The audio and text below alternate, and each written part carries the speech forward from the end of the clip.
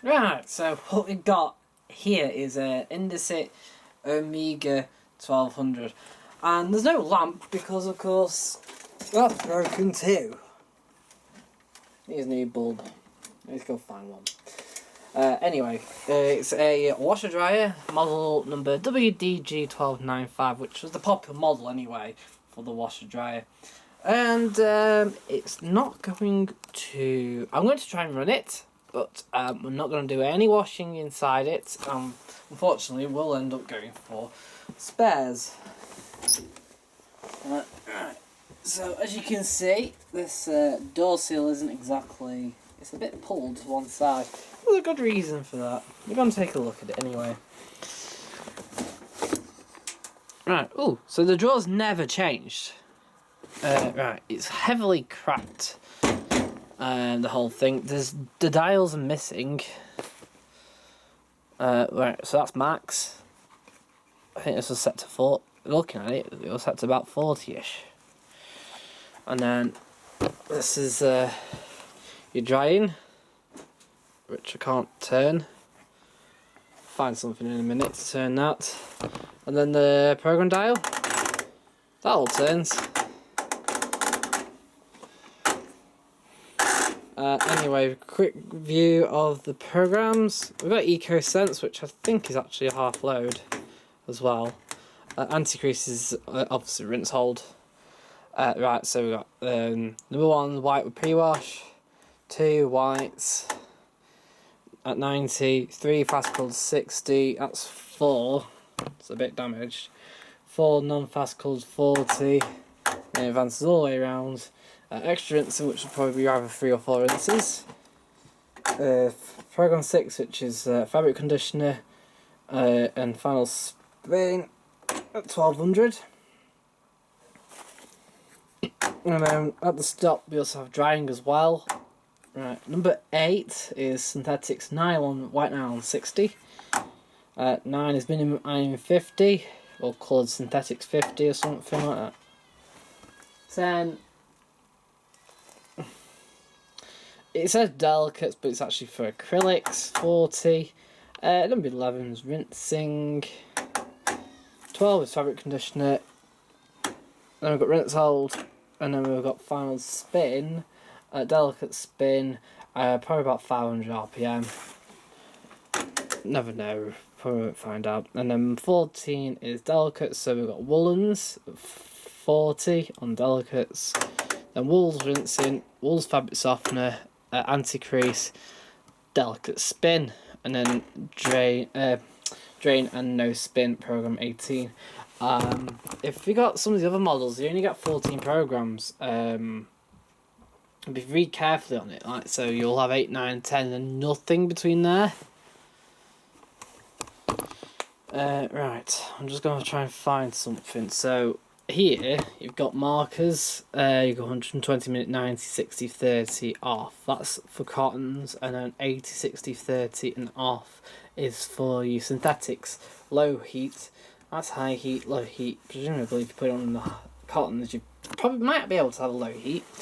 But notice here there's a little marker after the 30, not much after, so that's probably cooled down. But that's for 20 minutes.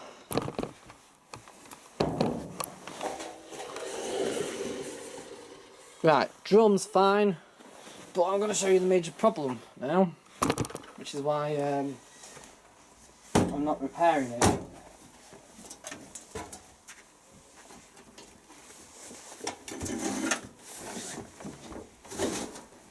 I'm going to put it back into this.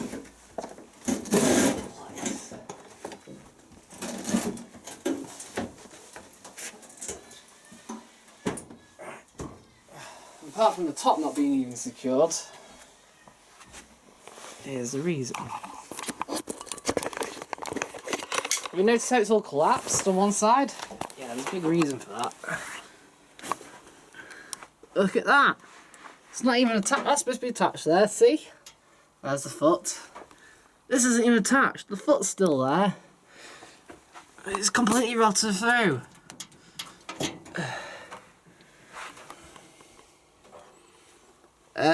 Everything still seems to be here anyway. Apparently it wasn't filling either. But I've got a sneaking suspicion why it probably weren't filling, because where this was kept was outside. Well, practically outside. You see, what happened was, the guy I got this back from, he bought the machine off me. Another Indesit with some, the WI101 that you'll probably see either now or later on at some point on the channel. But as you will see by that, that too, it's just started to rot underneath the drawer, as it normally does actually. It's quite normal on Indesits, but so we bought that because, for one specific reason, this machine was in a porch on the side of the house, and it was completely made of wood, plyboard, literally, with a plastic roof, and the roof had a hole in it as well. This isn't. He hasn't had this from new. He'd had this used for about 2-3 years, and then obviously it's just stopped working. Well, to be honest, it's called collapsed. So all I'm gonna do is try and see if I can get to see what does work and doesn't work on it. The dampers look fine actually, which is well, to be fair, actually, to be honest, that damper's collapsed. Or is it collapsed just simply because there's no pressure back on it? That damper might be jiggered actually, but I'm going to strip it down for parts. I'll soon tell. Right, because the drum's still okay, it would be great to use the drum on something in much nicer condition at some point. Maybe the motor will work, who knows.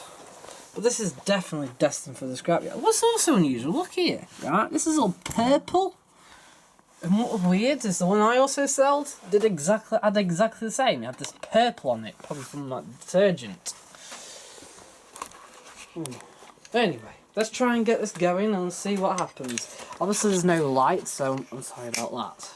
Right, so I'm just going to show you something a bit alarming before I take this to bits. There's a huge burnt patch there. I mean, there isn't really much to salvage from this machine, as you can see. The actual top's no good, because that's all cracked. The case is obviously rotted to bits. And then, the thing is, the pressure switch worked, that's great, but there's burning there. It's like the contacts haven't even been properly touching. There's no burning on the actual contacts of the pressure switch. If the pressure switch works, how unusual.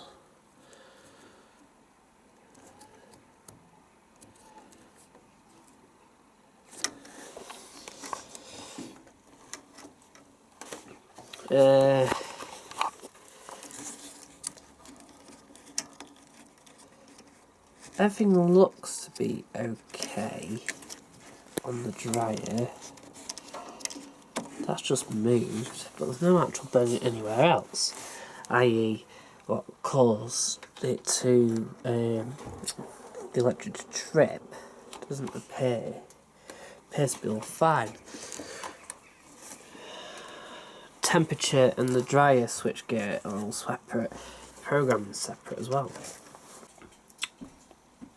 Yeah, it works on the same kind of like thing again.